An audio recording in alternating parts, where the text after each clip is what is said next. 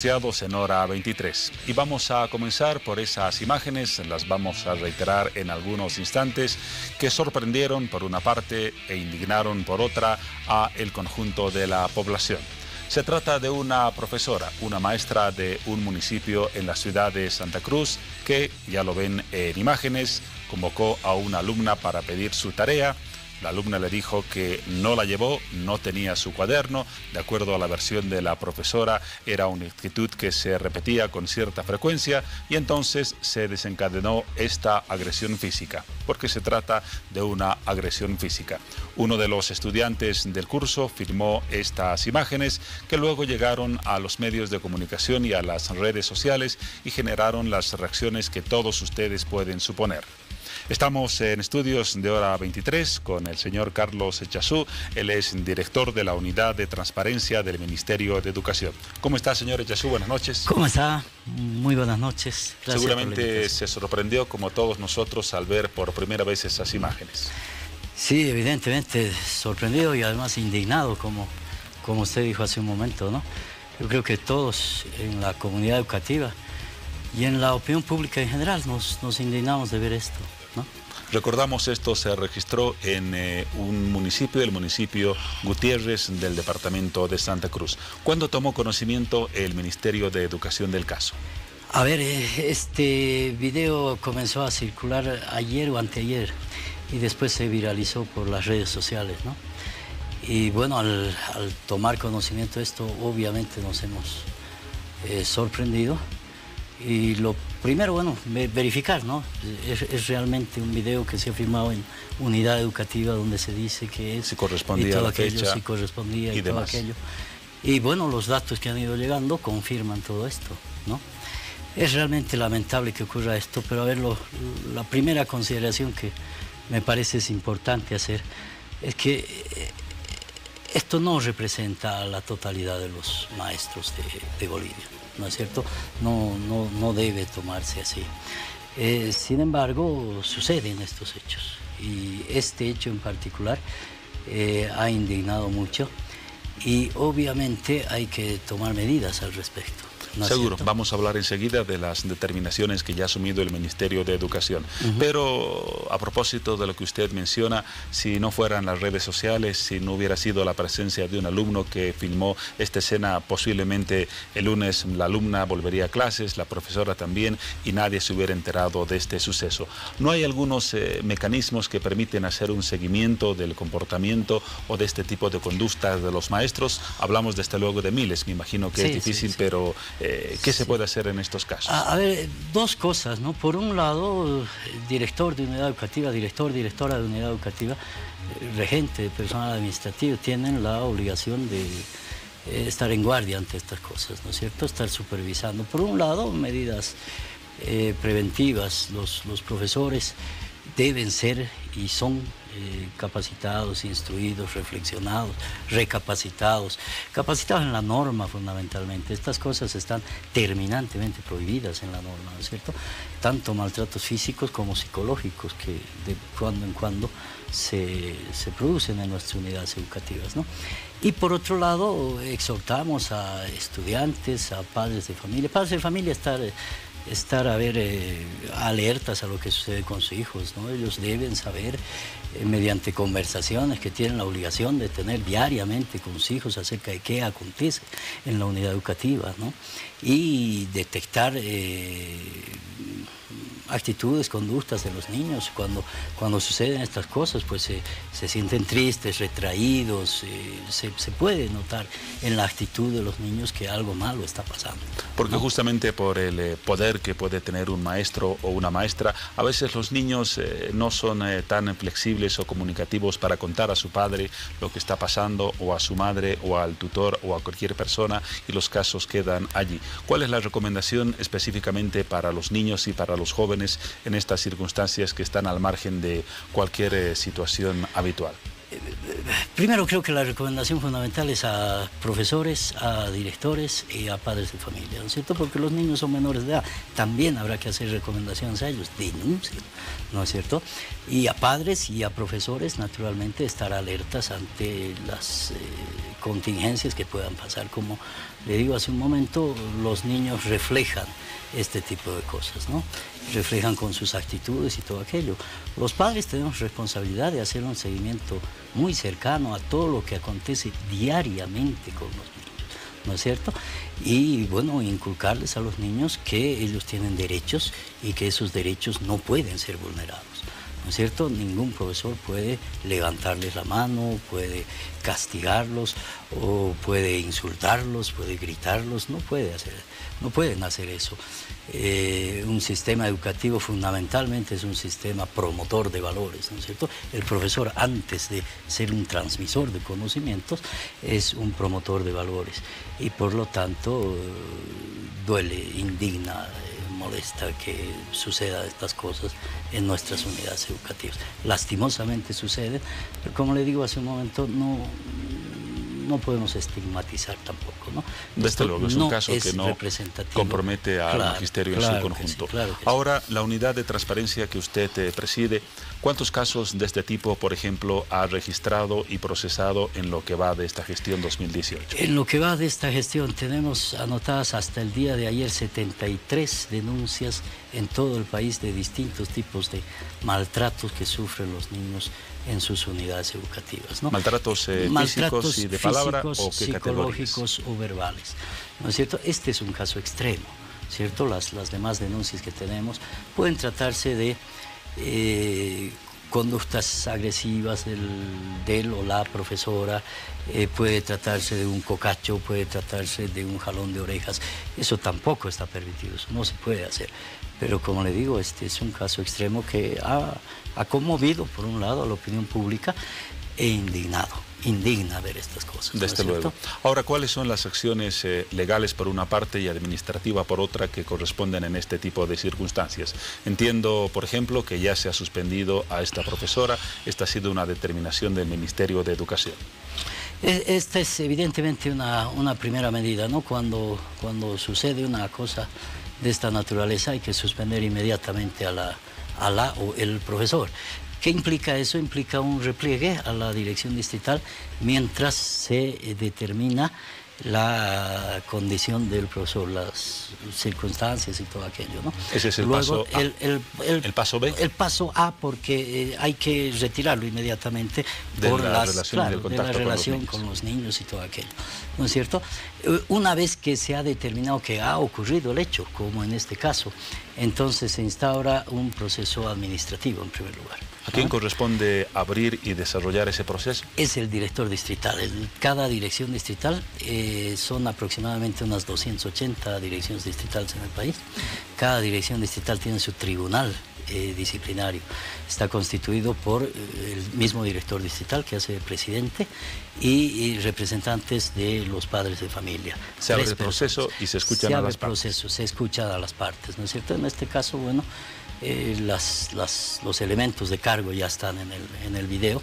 Corresponde obviamente escuchar los argumentos de descargo que puedan haber y luego se emite una resolución, ¿no? Hay un plazo de 20 días en el que el tribunal tiene que tomar justamente las declaraciones de cargo y de descargo, ¿no? Paso 3, ¿cuáles son las posibles sanciones hacia un profesor o una profesora que haya incurrido en un acto de violencia? Hablando de maltratos, pueden ser, el régimen disciplinario que regula el magisterio es el reglamento de faltas y sanciones. Ahí tenemos tipificadas faltas leves, faltas graves y faltas muy graves. En este caso, la tipificación podría ir por castigos corporales, que es falta grave, o violencia, que es falta muy grave.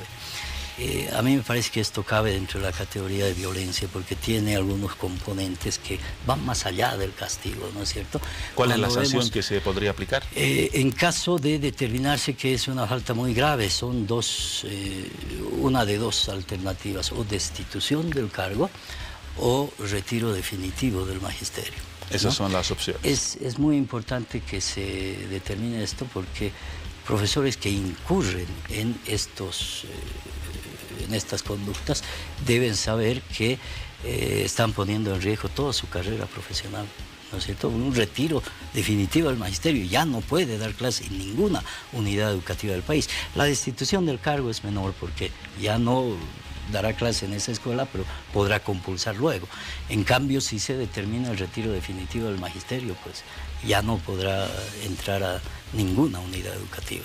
En este caso concreto toca al Tribunal Disciplinario del distrito correspondiente el fallar, ¿no es cierto? Pero ahora este es un proceso de carácter administrativo. Pero se ha mencionado también la posibilidad de abrir un proceso de carácter penal amparado en la Ley de Protección al Niño, Niña y Adolescente. ¿Existe esta posibilidad ya de llevar más allá de instancias administrativas a instancias judiciales un caso como este? Sí, no se ha determinado por el grado de violencia que se ejerció en este caso. ¿Sería un proceso paralelo? Sí, es un proceso paralelo, es perfectamente posible seguir por cuerdas separadas un proceso administrativo y un proceso penal, ¿no? Esto cae dentro de los decretos supremos 1302, 1320, que están destinados a erradicar toda forma de violencia en el sistema educativo. Estos decretos imponen a la Dirección Departamental de Educación y al Ministerio de Educación el sentar demanda penal, ¿no es cierto? Porque además de una inconducta, es también un delito tipificado en nuestro Código Penal. Por lo tanto, se ha determinado que en este caso concreto se va a instaurar también una demanda penal. ¿Está ya tomada esa decisión? Está tomada la decisión en cuestión de horas. Bueno, estamos ya a viernes. A partir del lunes se van a comenzar a iniciar esas acciones, ¿no? En ese plano, la primera acción consiste en una demanda que inicia la Fiscalía. Una denuncia a la Fiscalía, al Ministerio Público, ¿no? Y luego, bueno, siguen los pasos procesales que corresponden. En relación al primer caso, el proceso administrativo, mientras dura, nos hablaba de 20 días. ¿La profesora o el profesor tiene goce de haberes o se le suspende el pago de su sueldo? Tiene goce de haberes. En el proceso administrativo tiene goce de haberes. En el otro caso, si es que el fiscal imputara, entonces se suspende el goce de haberes, ¿no? Sería un repliegue, una suspensión sin goce de haberes. Es muy posible que eso pase en este caso, ¿no? Es determinación del fiscal. Entonces. Ya lo sabremos pronto. Ahora, la profesora ha declarado hoy a varios medios de comunicación que se arrepiente de la agresión hacia la alumna, que fue un momento de turbación, de ofuscación. Ha pedido las disculpas correspondientes. ¿Este mea culpa evita alguno de los procesos o es un atenuante de los mismos? En absoluto puede salvarle de responsabilidad. A mí me parece que está muy bien que se arrepienta, pero eso no le libera de responsabilidad, ¿no es cierto? Las personas, más aún profesores, tienen que asumir las responsabilidades de su conducta. En principio eso vale para todos, ¿no es cierto? Después de lo que ha sucedido, es realmente salvaje lo que ha sucedido. Es la imagen que ustedes han mostrado. Omite el sonido y cuando uno ve la imagen con el sonido se nota que la niña está gritando, está pidiendo que se pare eso, y la profesora continúa, ¿no? También hay que tomar en cuenta que el maltrato no solo fue ejercido sobre la niña, sino sobre todos sus compañeros, porque los compañeros estaban viendo esa agresión y esa conducta implicaba además decirles, mire, si ustedes no traen su tarea, si ustedes no traen el cuaderno, les va a pasar esto, ¿no es cierto? El someterlos a semejante, la intimidación. Entonces es un maltrato que ha sufrido principalmente la niña, pero todo el curso ha sufrido un maltrato que nuestros niños, niñas no merecen pasar en nuestras unidades educativas. ¿Las organizaciones sindicales del magisterio colaboran en este tipo de proceso o en algunos casos se han presentado situaciones en las que tratan de defender o justificar una acción de agresión o violencia? A ver, en algunos casos hemos visto que tratan de colaborar al profesor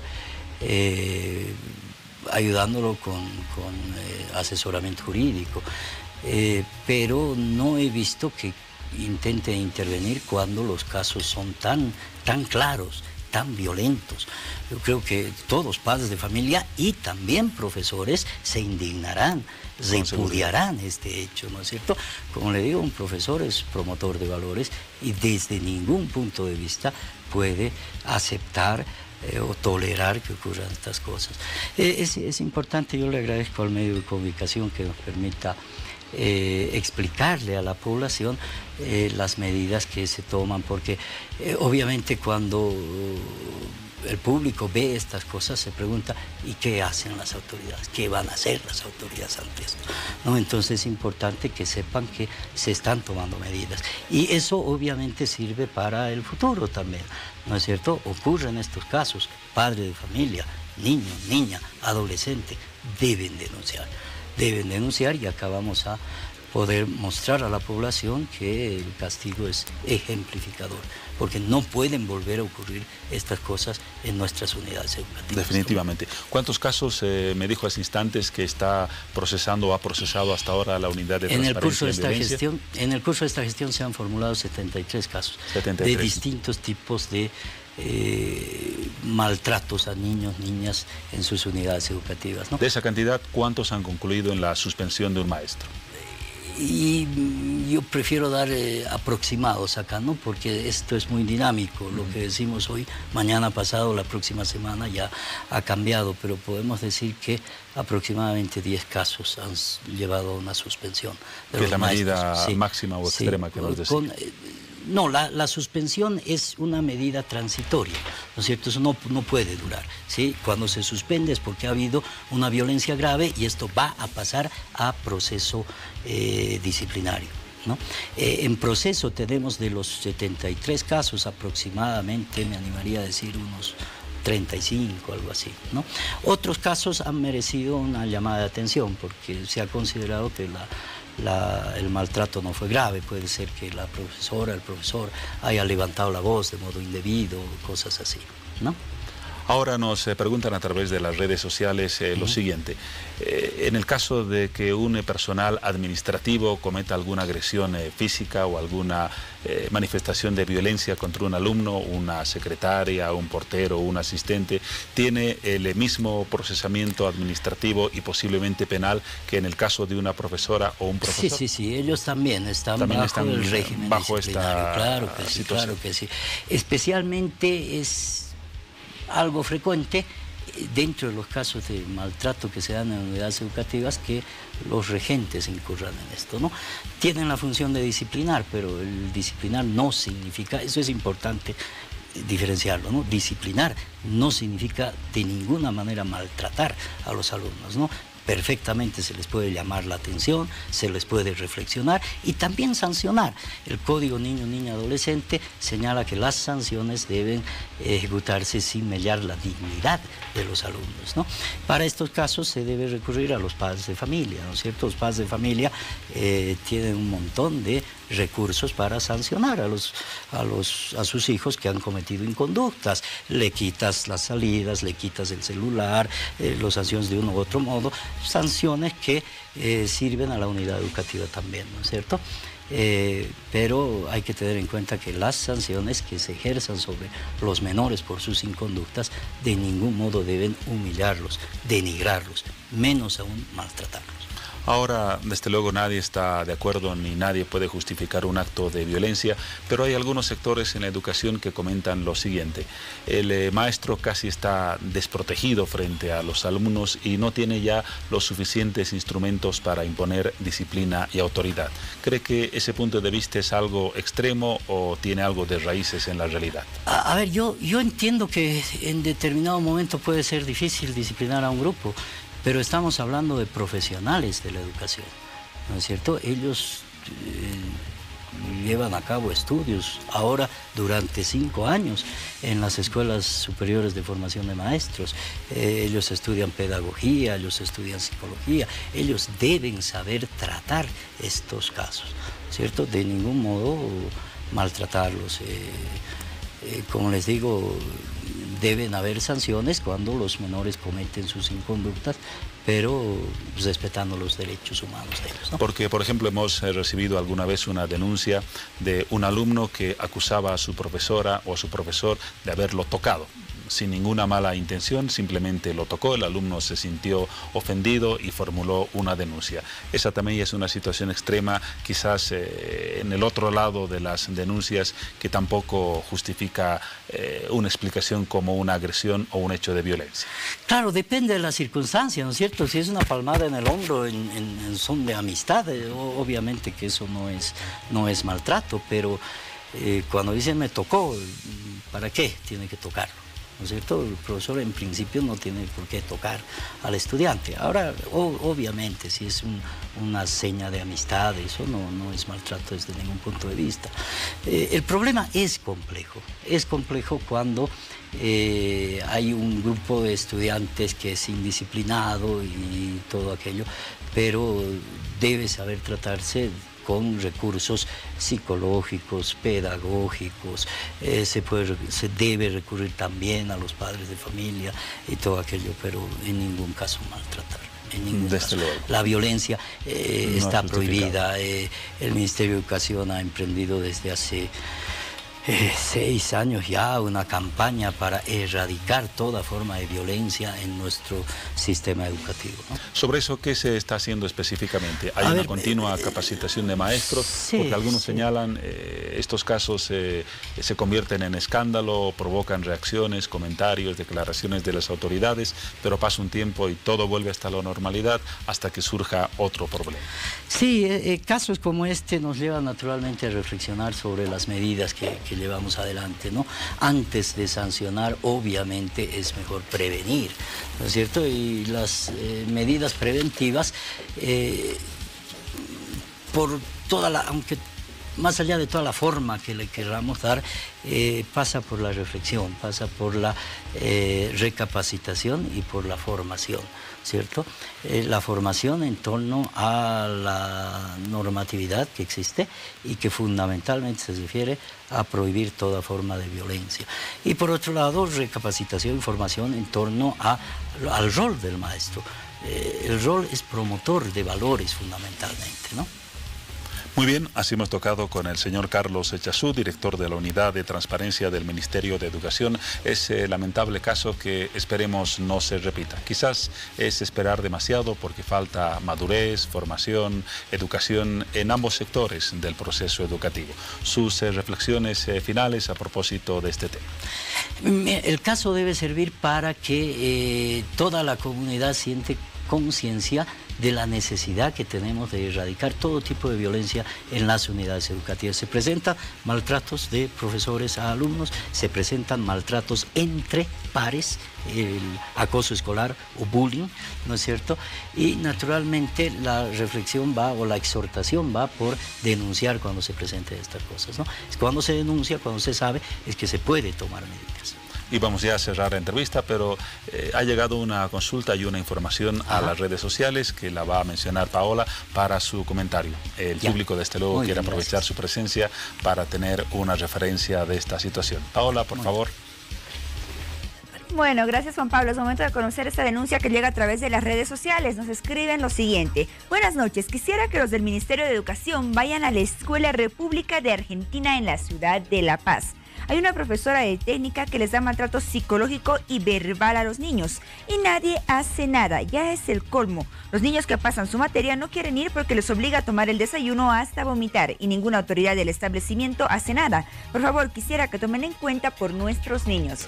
Gracias por participar y por también emitir sus denuncias a través de nuestras redes sociales. ¿Cómo se procesan este tipo de denuncias, señor Echazú? Ya, por un lado, verificando el hecho, ¿no? Hay que identificar a la persona denunciada. Eso naturalmente no se lo hace públicamente, ¿no es cierto? Porque toda persona es inocente hasta que se demuestre lo contrario.